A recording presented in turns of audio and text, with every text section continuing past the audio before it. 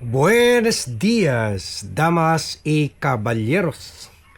Handa at determinado pa rin ang Marcos administration na arestuhin itong si Sara Duterte sakaling mag-issue ang International Criminal Court ng arrest warrant dito kay Sara Duterte.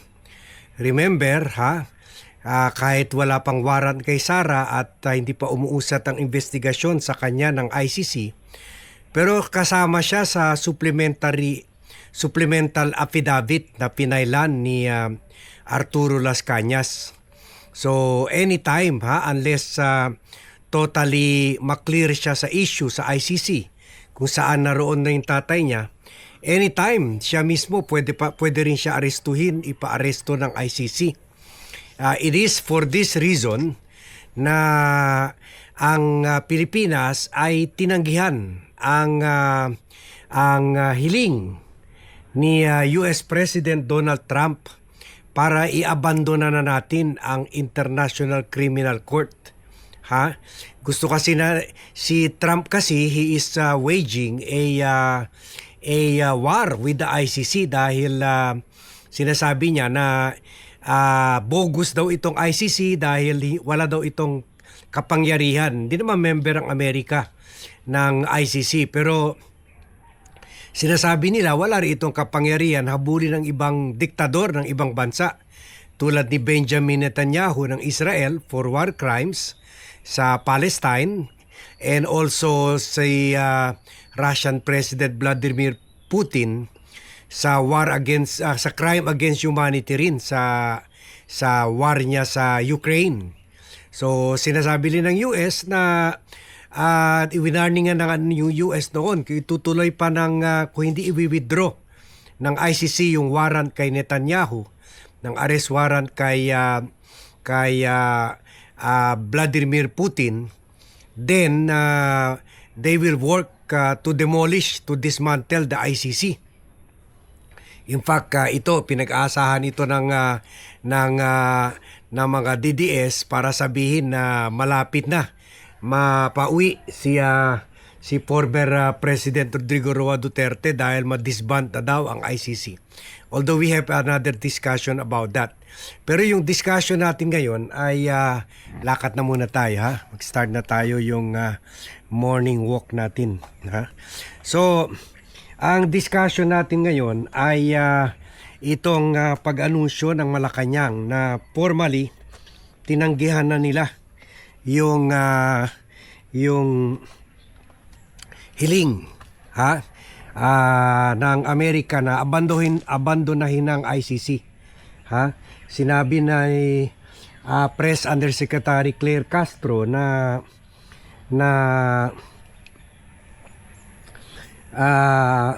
nagroon na ng discussion ng Philippine Ambassador to Washington, Jose Manuel Romualdez, at dito kay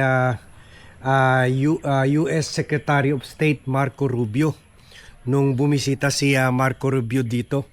At according to Claire Castro, inexplain naman ni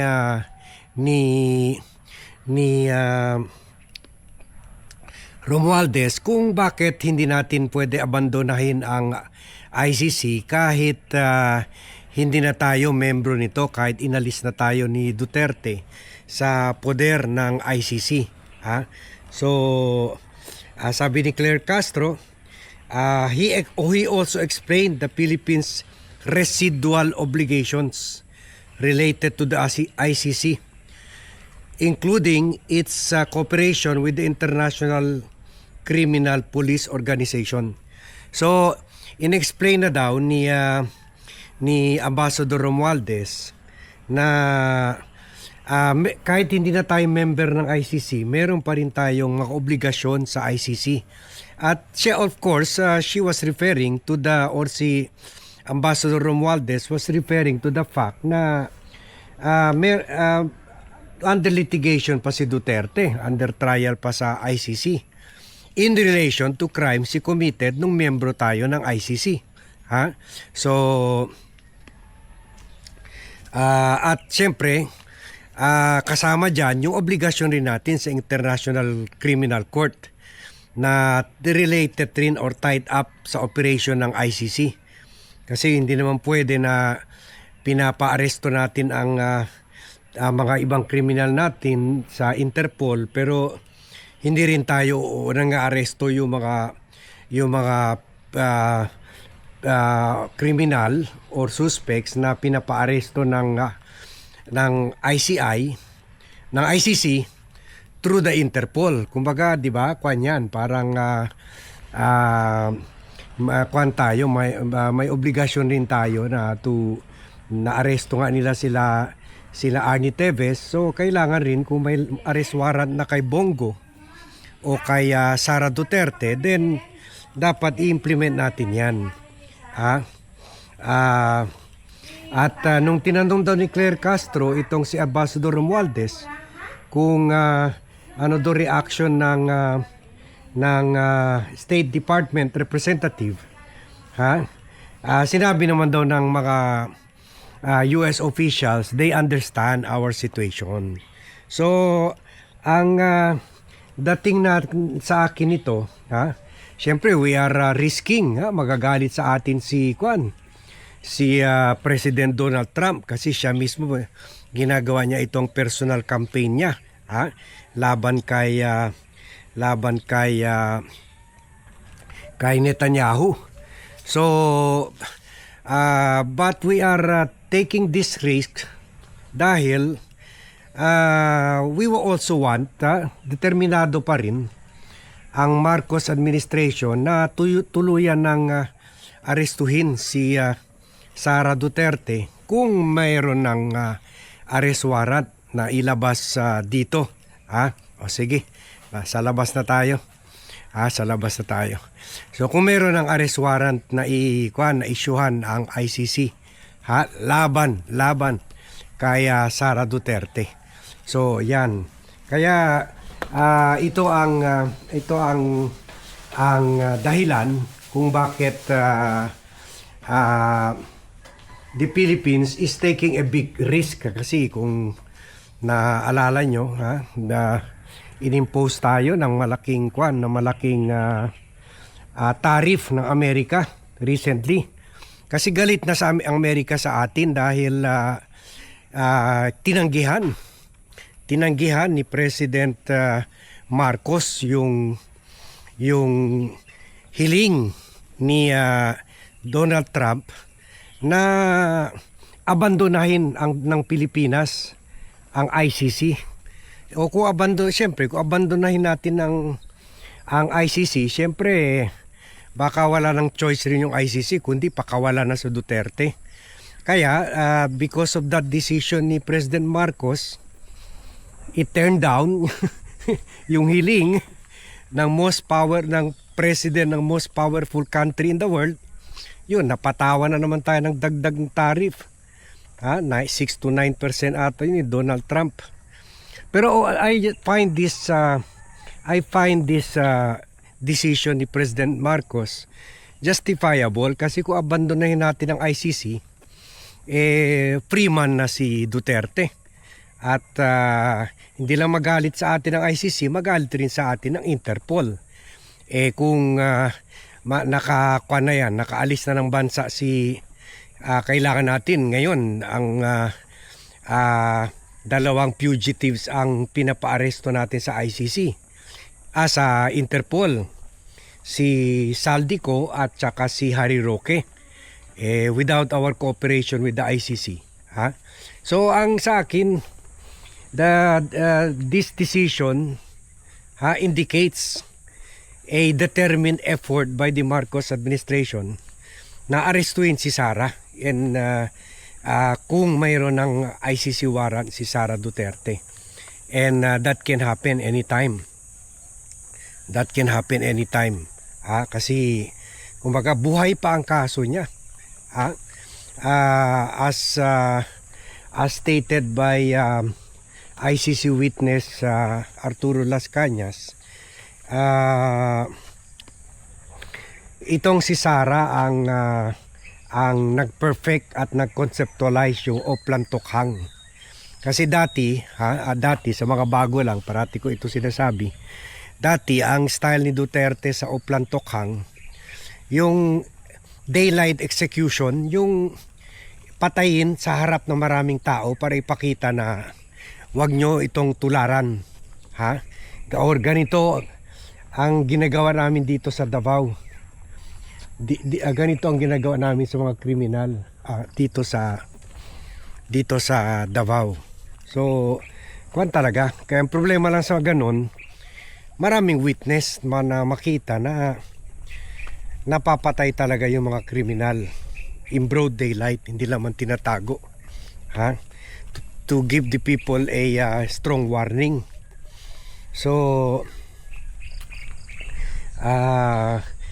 kaya lang, itong klaseng aktibidad na ito ay nalalagay ang Davao sa sitwasyon na yun nga, dahil dito nga sinimula na ni Human Rights Commissioner Leila De Lima yung investigasyon sa mga extrajudicial killings during the time na ni Duterte as mayor ng Davao, and also Sara. So sabi ni Sara, being a lawyer rin, sabi niya itigil na natin yung mga daylight execution, i-abduct na lang natin mga yan, and then patayin, ilikida yan doon sa Laud Quarry na ininspeksyonan din ni De Lima, pero sabi nila wala daw natagpuan dahil siyempre tinanggal na nila yung mga buto ng tao doon. So doon na minamass murder nila yung mga suspected criminal sa Davao. Dali, ipakita ko sa inyo yung magandang view dito. Sige, later. So, yan So,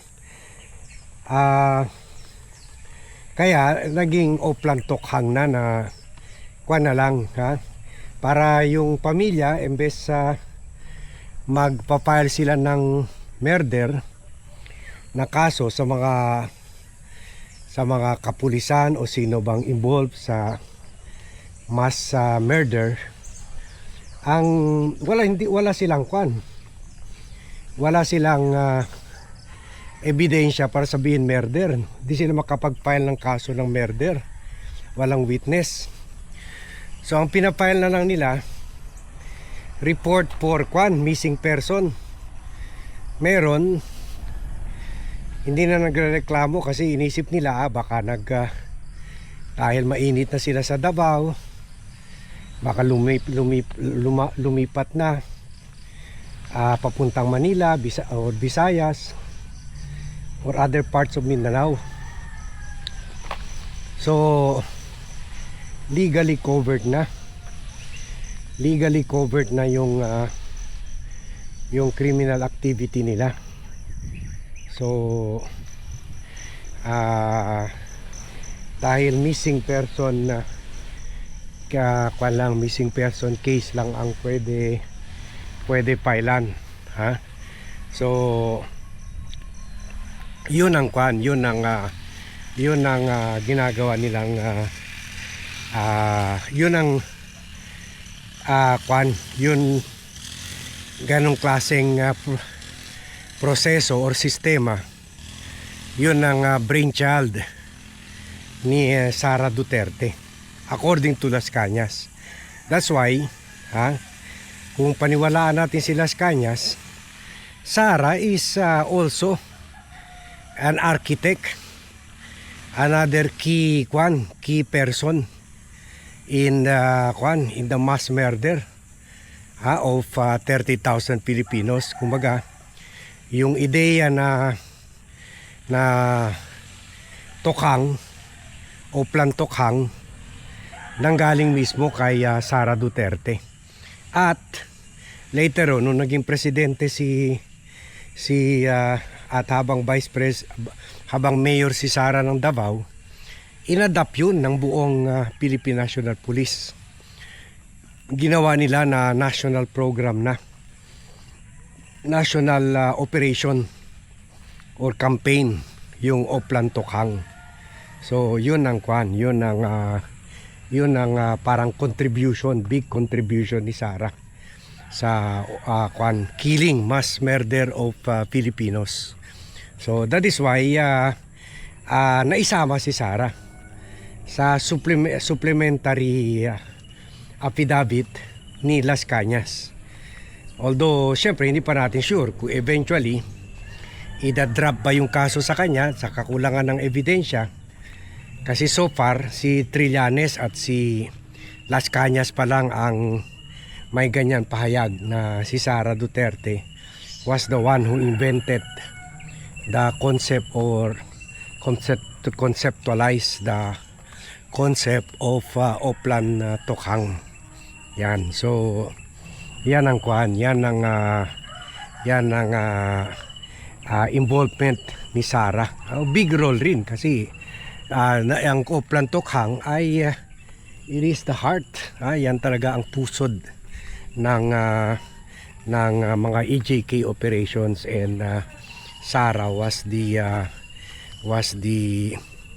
one who formulated, was the one who conceptualized yung Oplan Tokhang concept. So or Oplan Tokhang idea. So kung ipopursue, kung makita ng